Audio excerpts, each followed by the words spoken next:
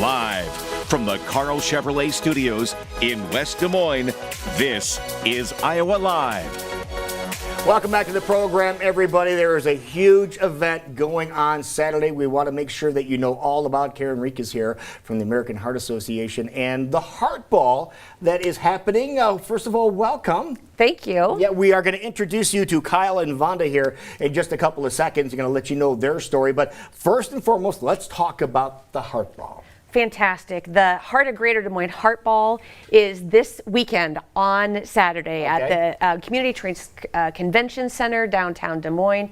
It's a live event. We're in person for the first time since 2020. Oh my goodness. Right. How exciting is that? It's amazing. So black tie, get to dress up. There's going to be a live auction. Lots and lots of silent auction items, plated dinner, dancing, music, and really one of the best parts about it is we're going to hear a story. Kyle and Vonda here, they're going to share a little bit with you, but that's going to be the focus of this and sharing the American Heart Association mission. How important is this event for helping raise funds? This is a huge event. This is one of our premier events. It brings people together. It gives us the option to really share what's happening in the research and education that those funds are going to support within the American Heart Association. Okay, and the stories are powerful. Very powerful. Okay, and we're going to hear some of those stories at the event, but we're also going to hear one right now. We have Kyle and Vonda Brock joining us right now. And Kyle, why don't you begin by telling us how this all started?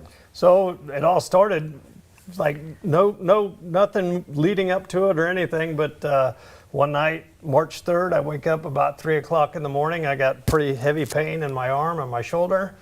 And I sat there for a little bit and I thought, well, it must be gas or something. So I went in and took some Tums, came in and laid down in the bed after I took the Tums, and a day and a half later I woke up in the hospital. But thanks to this lady. Okay, and what do you mean by thanks to this lady? She noticed that I was, fortunately she's a light sleeper, and she noticed that I was not breathing correctly. And she heard that, and she asked for my response, and I didn't respond to her. Really? She turned on the lights, and I was purple. So. No, what did you think of immediately when that happened? I assumed he wasn't breathing, and then I assumed also that he was probably having a heart attack. Really? So I grabbed my phone, called 911, knew while I was talking to them that I needed to get him to the floor. So my first act was to get him to the floor, which was kind of tough, but I did it. I got him to the floor. Then they asked me to tell him when he was breathing, and then I did that for just a few seconds. So you had 911 on speakerphone? I did. Okay. After I saw that he was turning purple, I immediately dialed 911, put them on speaker, and set the phone down so I could get him to the floor, because I knew that was my first act, was to get him to the floor. So then they asked me to count his breathing, and they said, no, he's obviously in distress. So they were going to talk me through CPR, but I said, I've been trained, I know what to do. So they said, okay, go for it. And then they said I just had to count them to them. So I immediately started the compressions and counted and counted and counted. It seemed like forever. It was only 5 minutes after I looked back later, once the first responders came to the house. That's and they took over. Yeah, it was 5 minutes. How did you know how to do this? How did you learn CPR? I worked at the YMCA years ago, and we had to, no matter what your job was, you had to be trained. So I took classes on a regular basis. And it was just something that it had been quite a while, but it was something that I luckily just retained, and it saved his life. Yes, it was very easy when it happened, and I mean, I say easy. It sounds like you were collective enough and calm enough to say, here's what I need to do. I need to do this, need to do this. And the first thing you did was call 911, and that was important, wasn't it? Absolutely. Yeah, and this is also want to remind everybody, CPR Awareness Week. We're in the middle of that right now.